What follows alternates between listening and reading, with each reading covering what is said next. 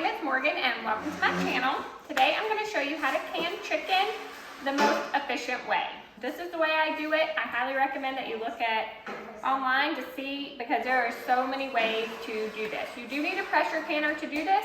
Don't be intimidated by them because they really aren't scary.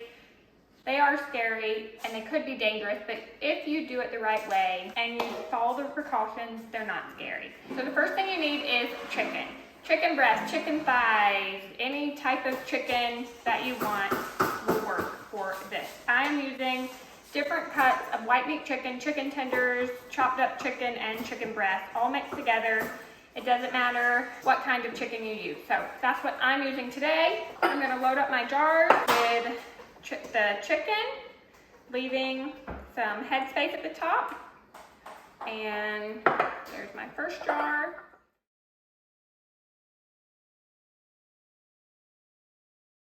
I don't like pack it in or anything, but I do just fill it up. I don't add any water at all to my chicken. It makes its own juice as it cooks, so that's not anything that you need to worry about. I know you can definitely do this and add your own water or broth. That's just not the way that I do it.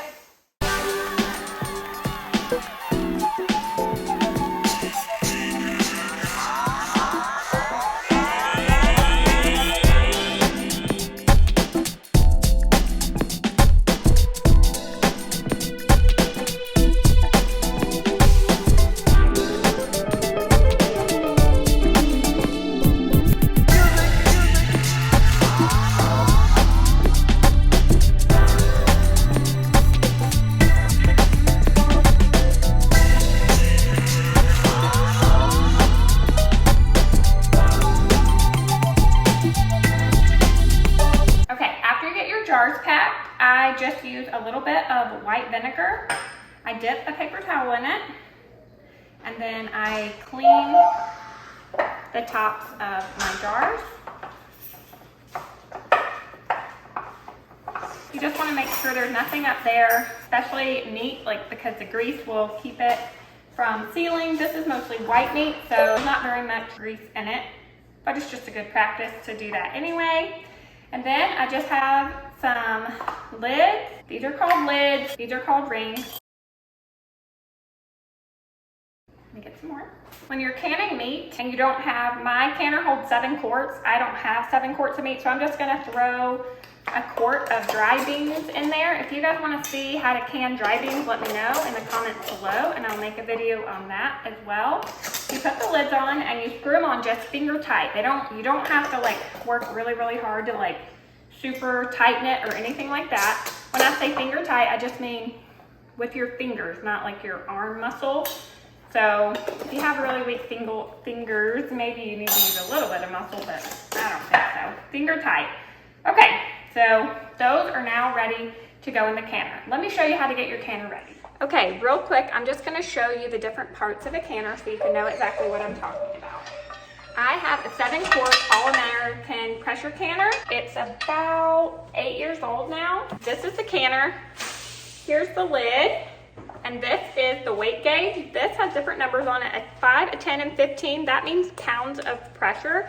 You need to look up the different pounds of pressure for your elevation. In Middle Georgia, my elevation, I'm gonna can this chicken for 90 minutes at 10 pounds of pressure. What that means is I will take this weight, I'll put the 10 side down on the canner, and that's 10 pounds of pressure.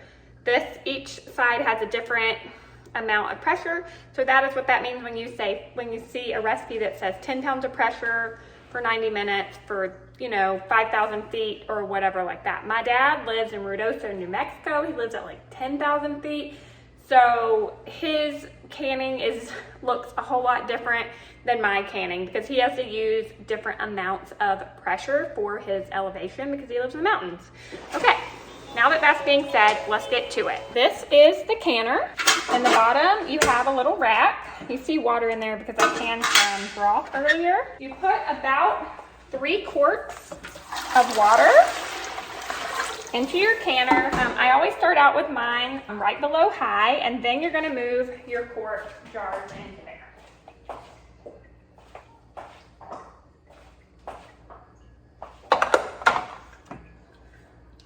Then you take your lid, it has these little locking things on it, mechanisms.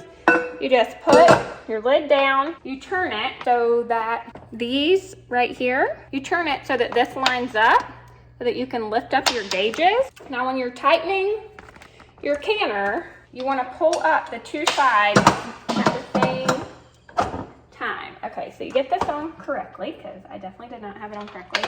And then you tighten it at the same time so that your lid tightens down evenly. If it tightens down unevenly, it's going to be really hard to get this lid off when it's done, which is not something that you want to have to deal with ever, but especially when you're a beginning canner, that is really frustrating. Okay, so you turn this on and you wait for water to start shooting out of this little valve here. You can see it here. It's 10:32 now. I'll show you how long that takes. All right, once your water starts coming out of this hole, you get your weight, which is about like this, and you drop it on there. See how the 10's pointed down? And once you do that, your pressure will start climbing. Once it gets to 10, then this weight will start rattling. So I'm just gonna go sit on the couch and wait, and I'm reading a book about gardening, and when I hear this rattle for the first time, I'll come and I'll turn it down from high, and then over the next 90 minutes, then I'll have to turn the temperature sort of up and down to keep the pressure at 10 pounds. So that sound that you hear usually means that it is a pressure, and it is just above.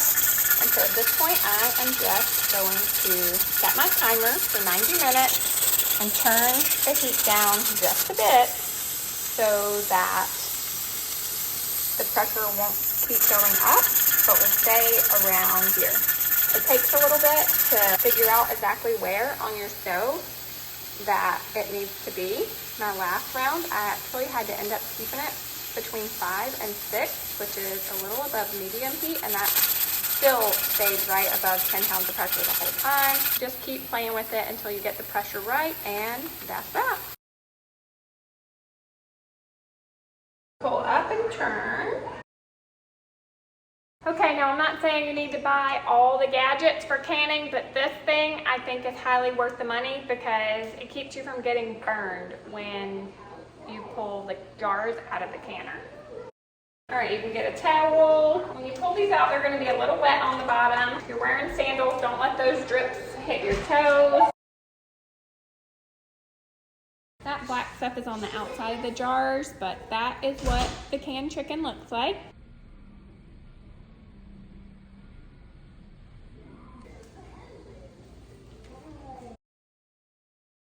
That's what the black beans look like. That line that you see is just from the water line in the canner. And that's it. You're done. Now, you don't want to move these jars for about 24 hours, and you don't want to push down on the lids right now because some of the lids are going to suck down as they cool and seal. So you can see that these are still boiling hot. And so as they cool, the lids will suck down. You'll hear a little noise. It'll be like ping, ping, ping. That's your jar sealing. That's what you want to hear. This is some broth that I canned earlier today. I also only had 5, so I canned 2 quarts of black beans that time. This time I only canned 6 quarts of chicken, so I canned 1 can of black beans with that to fill up my canner. I don't ever like to run my canner empty. You definitely can. You can can a quart of water if you ever think you'll need a quart of sterile water. Anyway, that's it. That's the way you can chicken. Once that is sealed tomorrow, you'll be able to push down and you'll be able to see that it's sealed. If you touch the top and it goes up and down, that means it did not seal. That means you need to put it in your refrigerator and use it right away. But I'm hoping all these jars seal. I hope you enjoyed this video. If you have any questions, put them in the comments below, and we'll see you in the next one.